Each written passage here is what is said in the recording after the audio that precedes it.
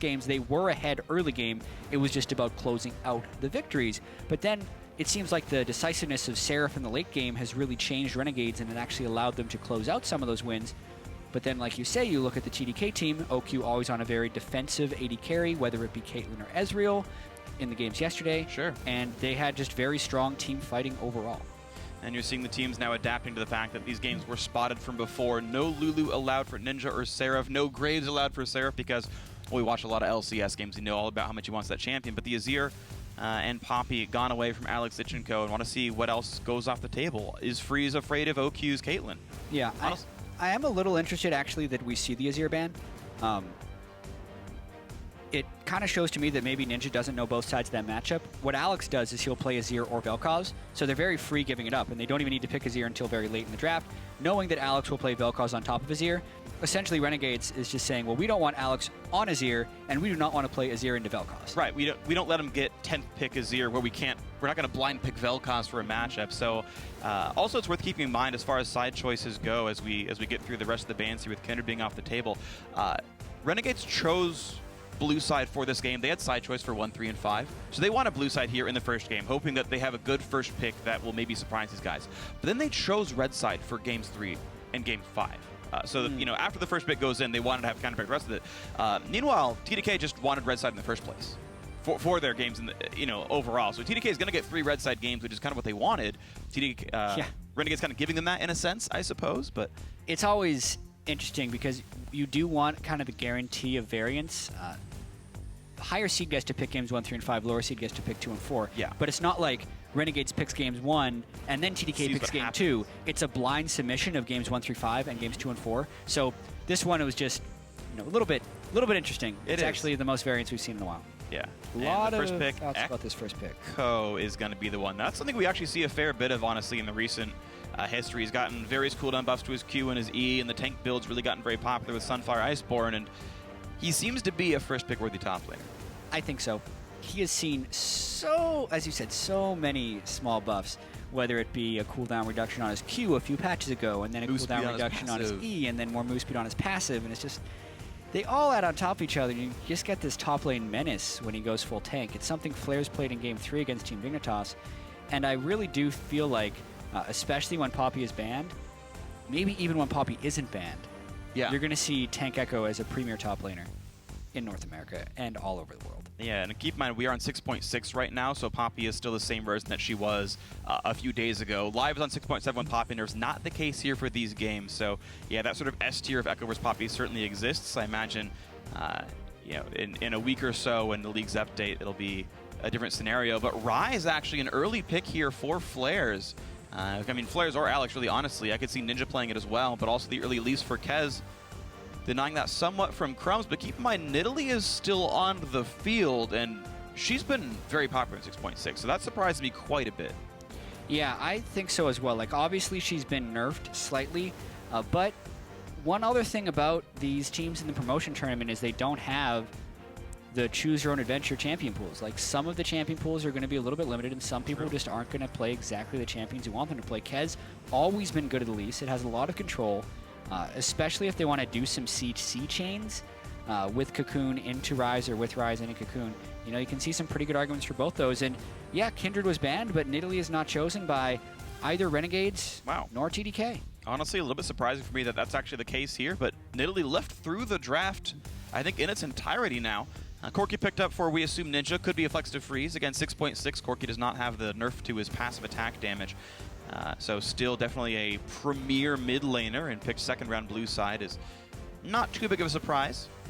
And now it's of course up for TDK to pick the rest of their champions. Will they go for the Caitlyn with Janna off the table? And they got to decide what OQ's going to play here at some point as they leave the Ryze as, I assume, a flex pick, and they pick the bottom lane. Yeah, one thing about Lucian, if they pick that, is it's good into pretty much any matchup. It's a very generically strong AD carry at the moment. Yeah, that's what he's going to go with instead of a safer choice like Caitlyn. One thing is, against Ekko, you're going to need a little bit more sustained DPS, and I feel like Lucian is a little bit better at dancing to keep up with him. Like, if they get ahead in fights and want to kill him. That's really a minor point, though. Yeah, I think it depends on his item build. If he goes for the 70% crit build, third item Infinity Edge, then he's up there. If he does what Apollo did last night, which is Bloodthirster third, you just don't have the DPS to kill a Trundle or an Ekko. So I think it's up to his choices. Okay, so... Poke! Seraph, when he first joined the poke. league, was known for being a Jayce main. From way back when, Jayce and Italy were like his go-tos. Now it's probably more likely to be Ninja Yeah, I think playing the it's Jayce. Ninja play here. But we've seen mid Ekko. And they're throwing Corki down in the bottom lane. We've Yeah. seen mid Ekko. We've even seen AP top lane Ekko. We've seen jungle Ekko and top Gragas. Sure. We've seen a lot. But yeah, I think this would just be a poke comp Yeah. with Jayce, Corki, and more. Yeah. Why they decide to go poke at this juncture? Maybe they just don't see enough hard initiate on the side of TDK. You really only have the Alistar. You have the Alistar and then a little bit of follow-up, and they can think they can maybe get that with Black Shield. That's definitely an end-of-draft switcheroo. Right. I think it makes sense on the spectrum, right? Like, it's not Sivir or Callista, it's Lucian. It's Ryze and not a Maokai. It's Elise and not a Gragas or an Ekko or something. Mid laner comes out, Alex playing Karma here. So, yeah, okay, sure, you have move speed for the Alistar, but really the only dedicated engage is that Trance Alistar. And you can Black Shield someone for that. I actually think this lineup could work very well. And Yeah. as we get the swaps back and forth, the question is it Seraph? Karma top or mid or Ryze top or mid? And similarly, Yeah? Ekko versus Jayce top and mid, and I want to know where it goes. Both are possible. This could be exciting, especially this is also some of the teams that ran double tanks in the Challenger playoffs. Oh, with, like, right. Poppy, Nautilus. So they're no strangers to, even if it's Ekko mid lane, just building a tank Ekko anyway, mid lane. right? And then having Seraph, that's fine. You're actually able to do that in League of Legends because when team fights happen, it's all the same, depending on where you've put your goal distribution. And it is Seraph playing the Jayce. 20 seconds have ticked Ooh. down, so it is mid Ekko. We'll still have to see Awesome. if it's Assassin Ekko or not. And by the way, that changes the texture of the game quite a bit if it's actually Assassin Ekko, because now you're just doing burst damage everywhere. Yeah. I mean, there's no real way of telling from his runes. He's got pretty generic Ekko runes. He's gone health at level 18, magic resist flat, AP flat, and attack speed percentage for reds, which is pretty much what Ekko top lane does, save for a few different blue That runes makes me sometimes. feel more like it's a tank build if you're running attack speed reds. Instead of cooldown reduction blues as well. Right, instead of magic pen marks. I think he's tank Ekko mid. I think it's probably Tank Ekko mid. That'll That's be going to be fun to watch for. Here we go, guys. Tweet at Esports, hashtag REN winner, hashtag TDK win for which team it's going to be. It is a best of 5 winner. Rejoins the North American LCS for summer 2016. Renegades versus Team Dragon Knights. It's going to be a great one. We will have at least one new team in North America for summer with Dignitas losing last night. We're going to see who that first team is going to be right now as we get ourselves into game 1.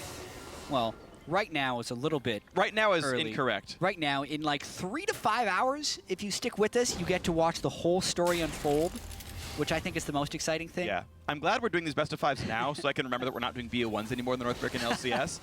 Right now, this game. I've done 7 splits of best of 1s, Jatt. I know. So have I. It is, well, yeah, so have How you. many single games of League of Legends have we cast where the storyline does not come from It's one right game to now. the It's other? this game. 20 minutes. No, Absolutely. it's an hour and a half at minimum. Speaking of ones, everyone's level 1.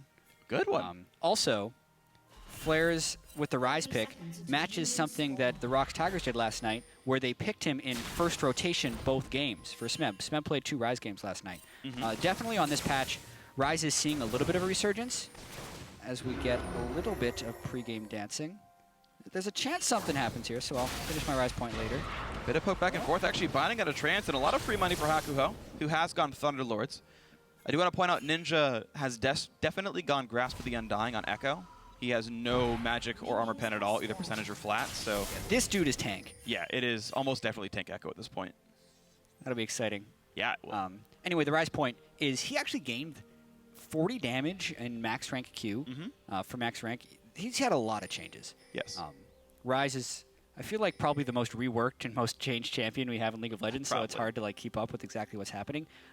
Back when he was like super OP, one of the big problems is he'd get his passive up and then just like run at you and machine gun you and just vroom, vroom, vroom, root into root into root and you're dead. Right. Now that caps out at a certain number of spellcasts. So he's going to be a lot more in and out, but Oh!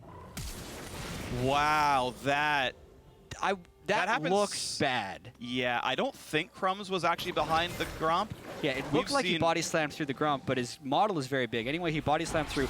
I wish he would pause after something like that, so that it could be investigated. Either way, he burns his flash.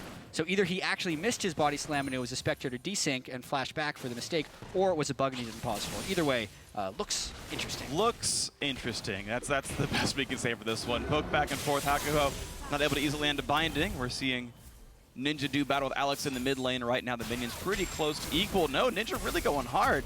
trying to make Alex use up health and mana. CS lead will eventually go to this Karma, I think really to no one's surprise right here. Generally speaking, it's much easier to be the range champion in a matchup like this, and Ninja will hopefully collect back up his resources. Yeah, absolutely. Level 2's hit. No level 2 all-inning happening from this lane down here. That would really only happen if Hakuho landed a binding when Flarezs and himself hit level 2, so nothing much to see there.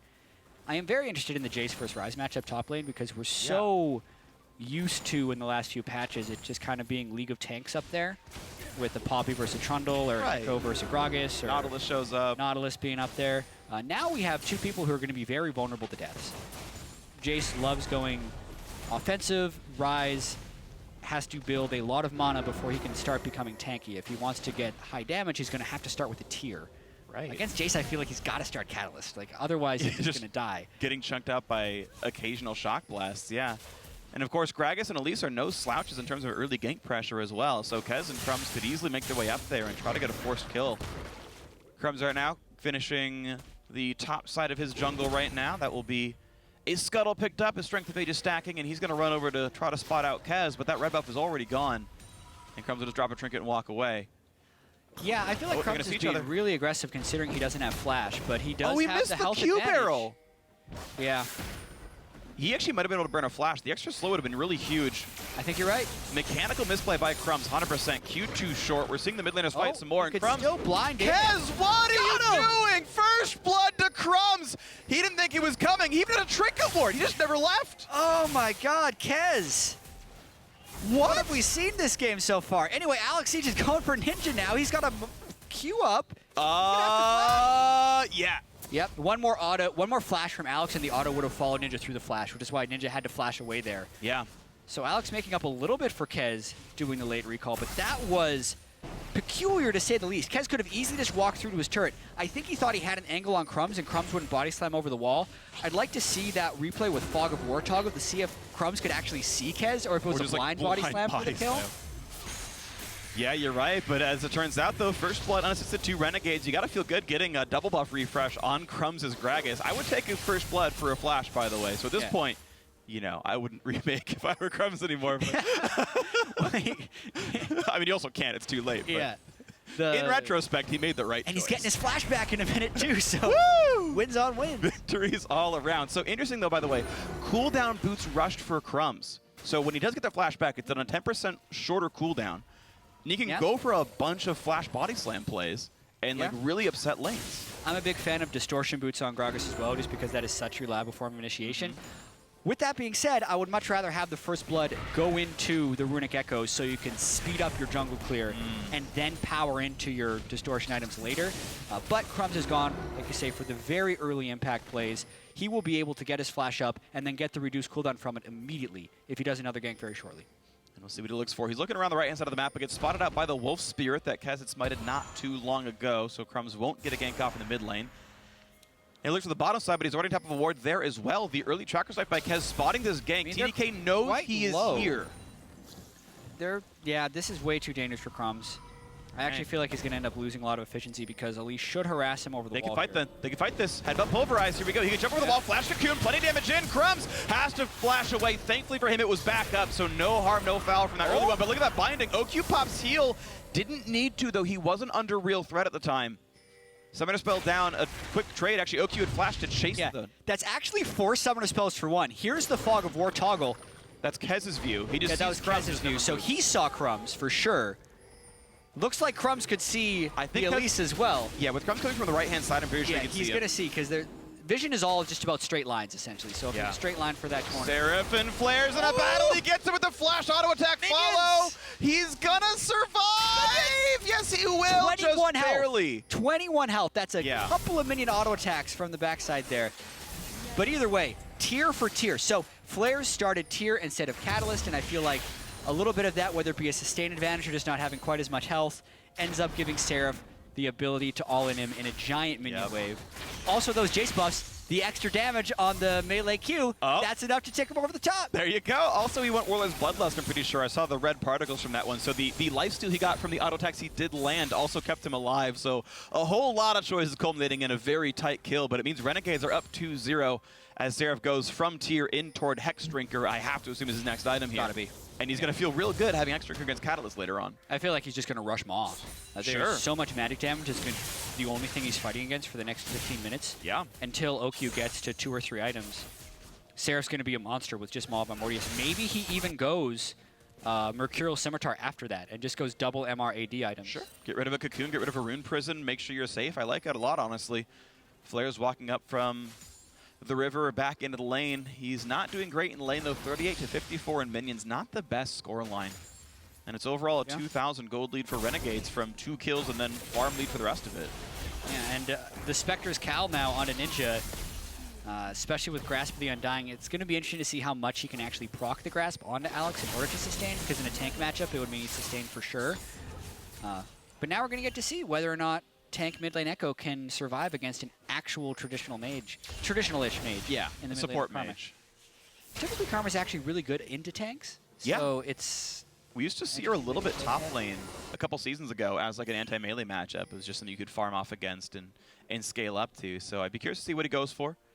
If we see like a Leandry sort of poke-based build or what. But Crumbzz slinking into the top side does have Raptor buff on, so he knows he's not been spotted by a ward. There is no chance that Crumbzz was seen on this way in. So this is going to be a bit of a classic 2v2. The question will be whether Renegades engages too hard on a Flarezs, because they will not see Kez until now. Okay, up onto Flarezs. Q misses again for Crumbzz. Explosive cast out because of TP in from the mid lane. Here comes has Ninja. No flash, so this should be mostly free. It should be Kez dangerously low. Ninja does get the kill after all. That Trinket War for the TP was definitely pretty smart. And Flarezs having to run away. What a great setup for the entire play. Yeah. Honestly, it really was. Crumbzz being there early, baiting the gank in. Some damage. And then Ninja with the immediate teleport that Alex wasn't in any position to match. And it looked a little sloppy at the start when Crumbzz just kind of walked out of the brush for the auto attack. But then when he used his ultimate, splitting Ryze in one direction and Elise back towards the turret when they know Kez's flash is down from the prior kill attempt on a Crumbzz in the bottom lane, it's just absolutely guaranteed after that happened. Yeah. He's not going to run back to the turret because they chase him down. Good culling used to clear the minion waves away in the bot side. OQ not having the best time in this lane. And by the way, I just want to point out how incredibly well Freeze and Hakuho are doing. Plus 17 minions in this bot lane. And okay, yes, it's been upset by a couple of ganks. There is, you know, some fighting going on. OQ burns summoners when they try to kill off Crumbzz. So there are some elements that tilted the matchup a bit, but in a mostly 2-on-2, big lead for Absolutely. Freeze. Throughout most of the regular season, despite the poor results for Renegades, Freeze was one of the best laning AD carries and 2v2 duos with his revolving door of supports. So now that he's actually been with Hakuho for a number of games, they're just getting better and better as far as the 2v2 bottom lane. And this is kind of Renegades starting where they left off, starting this promotion tournament where they left off the regular season. Strong early game. A couple of risky outplays. Sure. Crumbzz body slamming over wall with no flash. Seraph melee queuing into a minion wave, but it led to a few good kills, and then they took that advantage straight back, got another one, and they just keep pushing. And it's going pretty well so far. You got to feel good about most of the Renegade solo laners having some kills under their belts. In fact, both of them having kills under their belts, so word choices there. But yeah, it's Team Dragon Knights just doing what they can to stay afloat. But look at this. It's Kez having to hold on to the bot lane where their AD carry had to take a bad recall and then lose a double wave under the turret that Kez had to absorb. The turret's already almost dead, by the way, and everything's going really poorly for TDK in this early game. It is. Boots of swiftness for OQ. Oh, Flarezs is going for the ward, but now he's in a lot of trouble. Whole lot of barrels into an empowered shock blast, and now Flarezs is running as fast as he can. Another body slam, and they'll get him if he goes for the flash. Yep. Nice body slam and a flash. Here comes the auto attacks. The shield's on, and it's gonna go and be gifted to Seraph. Nice play by Crumbzz. Now the flash ulti, forcing a flash out of Alex Sitch. Nice play by Hakuho to trace some summoners, but now mid's under pressure. Yeah, flash straight over the wall. Pretty much no option for Alex other than to flash away immediately. Right. With Stealth the black ward, shields, we couldn't get disengaged either. With the ward, I feel like Hakuho could have bound first, then flash ulted, and then there's a chance they guarantee the kill. Right. But either way, they force a flash, and now Freeze. Wow, thanks his lucky stars he had package up. Just gets so far away, plus the knockback. Valkyrie for good measure and stays alive, but hey, he lost some health, he lost a summoner heal. Now Alex back in the mid lane looking for a fight against Ninja, who is getting whittled down somewhat. The Spectre's Cowl offering some defenses.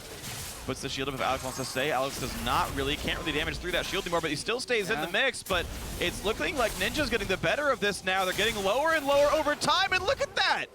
Ninja just gets the straight solo coup. Alex did not respect the damage output. Yeah, I think Ninja had Corruption Potion running the whole time for that really long engagement would help. I think Alex thought he was set because he mantraed his W, which is a massive heal in a 1v1, but the 3-hit passive kept coming back for Ninja. That's Tank Ekko for you. Just a whole bunch of damage. He got multiple Grasp of the Undying procs throughout that entire trade. Sure, yeah. And really just an underestimation of Alex. That's what you get when you're playing against a Tank Ekko in the mid lane, something you almost never do. And Ninja's right back at it again. He goes back for his Spirit Visage, uses his Ekko ultimate to get back to lane because he didn't even need that for his duel with Alex, and pushes lane up even further. Winning the 1v1 without even burning your ultimate. Definitely gotta feel good when you're Ninja right here, who's, you know, just pretty huge. You can see the Keystone choices here. Interesting to actually see Warlord's Bloodlust on Corki. I don't see that very commonly at all, but... Yeah, a lot of least, oh my god, Flarezs, why are you running % armor pen? You're playing Corki. You made the same mistake Alex Itch did when he played Corki in one of the LCS games or something. Yeah. It's not good. You do 70% magic damage. Yeah. Either way, it'll happen. How do you know? Did you check? Yeah, you can just press C and look at his well, percent health. I was just making sure you did that because I was, well, just based off Warlords, he could have gone for the magic pen. But no, 7% armor penetration. Yep. And hello. Yeah, we missed a Corki kill, by the way. I'm sorry about that one here. Corki did go down to OQ in the bot lane, but meanwhile, a mid lane gank comes in, and it's now 6-1 for Renegades. Just absolutely dumbstering this game right now. You're seeing the gold lead balloon faster and faster. Finally, bot lane outer did go down thanks to that gank from Kez, but the rest of the lanes are just in miserable shape. Yeah, the death to Flarezs is the only way TDK is going to hope to come back from this one because they'd want to push Hakuho off this and take a 2-turret trade, which is going to bring their gold a little bit closer. Yet they don't quite have enough time to do it in safety. And they don't have vision over Crumbzz would be in Seraph still has teleport, so it actually ends up being 2 turrets for 1, and that's actually just going to extend Renegades. Yeah. Yeah, this will be the Corki kill that we were talking about. Corki not taking magic penetration during. Nice cocoon by Kez and a flash head but pulverize. I just never knew Kez was there and just didn't respect it. I thought at the very start of that clip, they bound Kez. I'm checking this. The bound was on OQ, who then left the brush, I think. Okay. I think you're right. But and then they were like, oh, okay, this Lucian's low, let's go wreck this guy. You're right. You're absolutely right. It was a bind into the wall for OQ, so it was actually a pretty good bait in that sense. All right, well, glimmers of hope for Team Dragonites, but they are still down 5,500 gold already at 15 minutes. Dragon #1 claimed easily by Renegades. Looks like they're just doing so well in this game. Yeah, and this 5,000 gold is going to go an even longer way. We've actually, it's not a Runic Echoes Crumbzz, it's a Cinderhulk Gragas this game, so he's going to be super tanky, and I imagine he's going to go Spirit Visage with his next item. Right. We see a Maw already onto Seraph. Uh-oh. We see multiple pairs of Mercury Treads. They will be taking this turret, but they're going to be open to a lot of counter pushing here. And look at that, the immediate summoner teleport by Seraph to make turret pressure happen. It's going to be matched up by Flarezs, so a 2-on-2.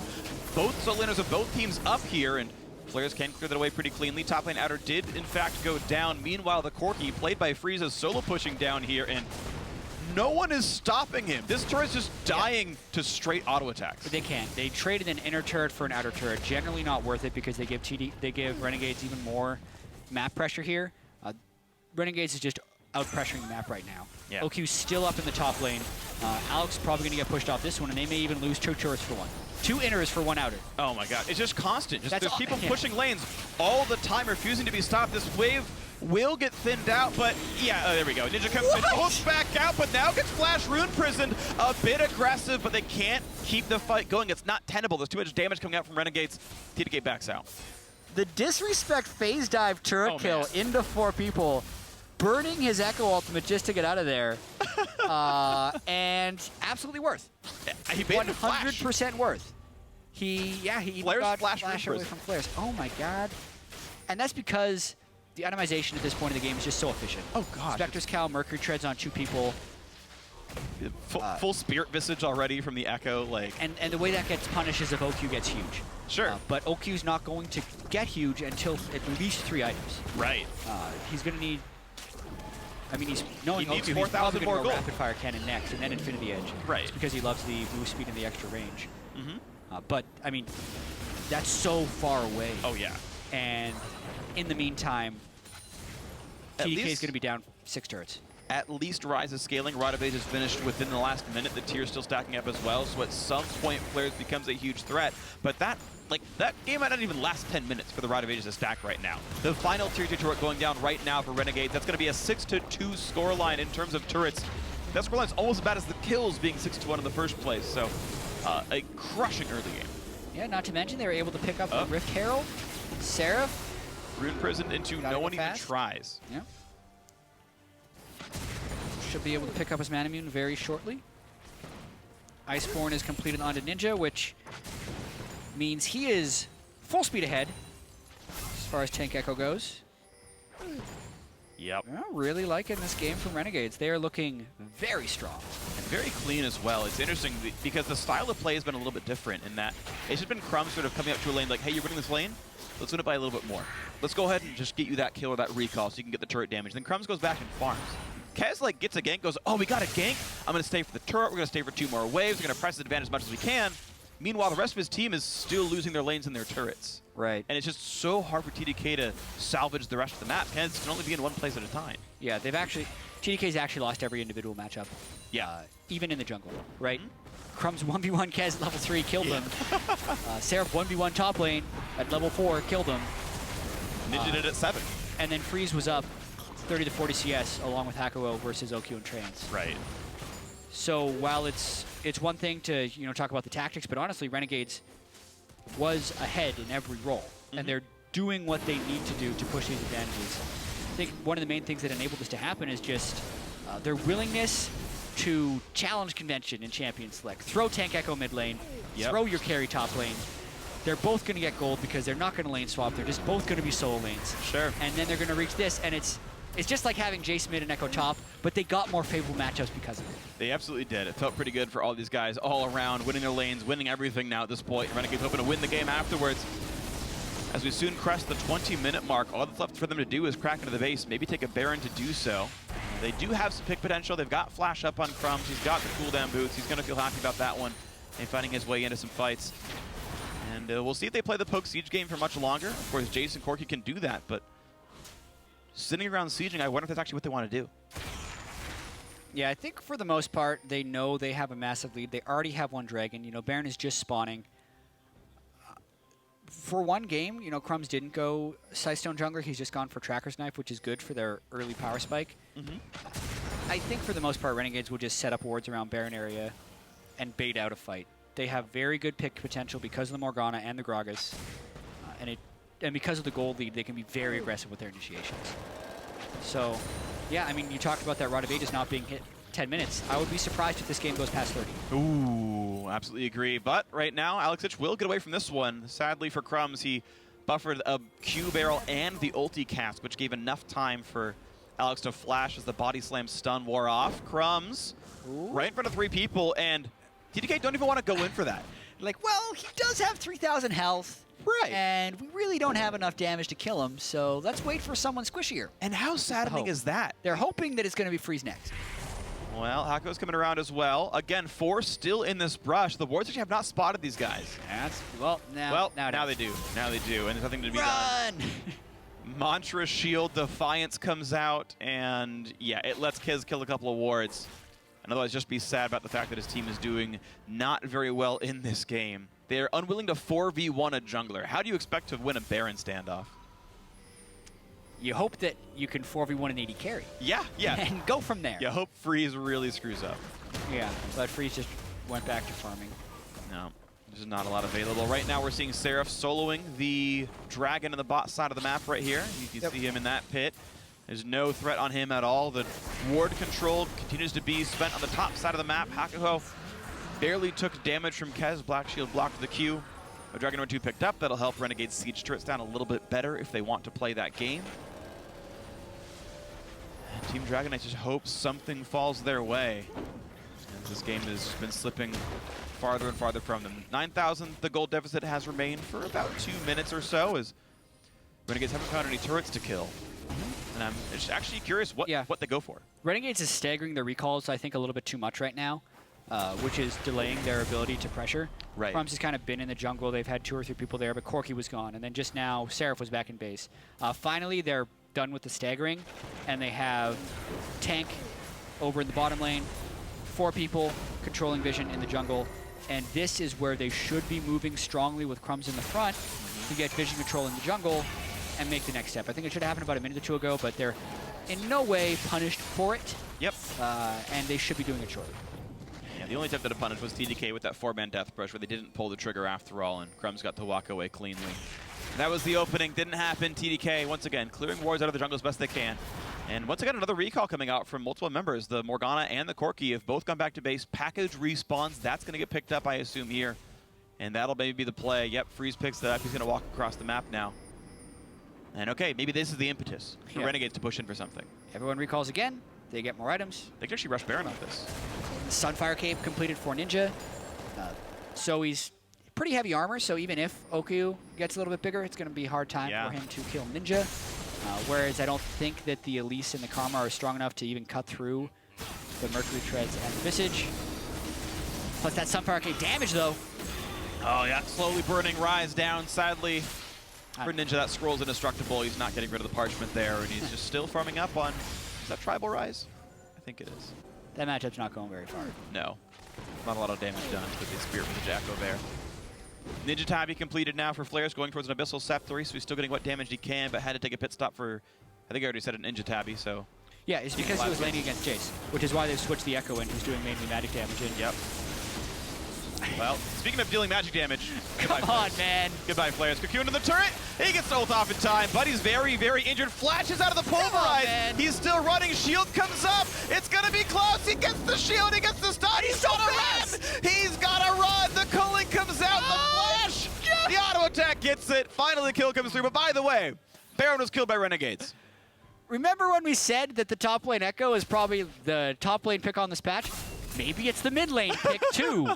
Obviously, it helps when your team is 10,000 gold ahead. Yes. But that was absolutely absurd. He spent about 6 to 10 seconds tanking the 85% armor penetration inhibitor turret. And then still gets away. He gets stunned in it. Ult's back. By the way, you don't get any bonuses for your Ekko ultimate, so he doesn't heal as much from his ultimate as an AP Ekko would. Right. Still fine. Takes half the health out of OQ, burns both his summoners. Yeah. That was absurd. Ninja's a little bit ahead, Jatt. I think he's a little bit ahead this game. Just a little bit. Just doing reasonably. Flarezs and Hakuho are collecting a free win, by the way. Their combined KDA is 0. The jungle and solo lanes have been doing so much work for Renegades, and I mean, the 2 new pickups for the roster are really doing a lot of heavy lifting. Not to say Flarezs is winning lane. I mean, he's obviously useful. He's killed some turrets. Flarezs has been useful all year. Yeah. Right? Now he's getting a lot of the support from these other guys. So, 3,500 gold lead for Ninja. Keep that in mind when he did those things. A lot of champions can do ridiculous-looking things with 3,500 gold leads. That looked like a little bit much. Ooh, heavy engage. They do pick up 1 kill finally. TDK in a 5v4, zoning out another member of the team. Has to run down to the bottom side of the map. We still have Flarezs walking around with Crumbzz, looking to siege his turret down below a 3rd HP. Ninja's still killing the top lane turret, too. All right, wow, so they're actually sieging 3v5 here, and TDK unable to re-engage. No one went back to heal up, so they just can't go back in. Yeah, they've already used the flash from Alistar for the initiation, and they know no one can actually deal with Ninja. Well, someone can, if there's a lot of them. Yeah, but one person can. Half the team can deal with Ninja, but the other half of the team's pushing down the mid lane as well. So TDK on the verge of losing 2 inhibitors. The flash! Oh, what the? That's not going to work. Has missed Cocoon. That's a huge problem. It's going to mean the kill into Alistar as he runs through the base gate. Ninja gets that kill. Othi back in to stay alive. A nice body slam flash comes in from Crumbzz. Picks up another kill for the team. That's 2 in this engagement right now. Kev's running away out of health, out of mana. Similar situation. Walks into body slam range. That means another kill comes through as Flarezs kicks the bucket. Yeah, and they're now teleporting Seraph back in. There's still pretty long death times. I think they could go for the end, actually, even though they were thinking about taking the 3 inhibitors. This could be a 27-minute win. Looking at it right now, next turret number 1 goes down, next turret number 2 gonna follow. Sadly, the Ride of Ages did hit 10 stacks for Renegades, but it still means the victory. Game 1, really without much doubt at all to Renegades. Yeah, very little doubt. Aside from the doubt of, like, is Ninja just never going to die? I mean, there was some doubt there. He did eventually, but yeah, 10 kills to 3, 27 minutes, 15,000 gold by the end of it. The switcheroo between the Ekko and the Jayce, very clever. Still a little bit interesting that Nidalee made it all the way through the picks and bans. Maybe that changes next game, as Kez's Elise was fairly underwhelming. But for the most part, Renegades started the promotion tournament the way they ended the regular season, with a very solid win. Impressive stuff. Ninja actually ended up doing the most damage to champions in that game. Some of that being that he was constantly fighting. 12.9 thousand gold was his total tally there in the 27-ish minute game right there.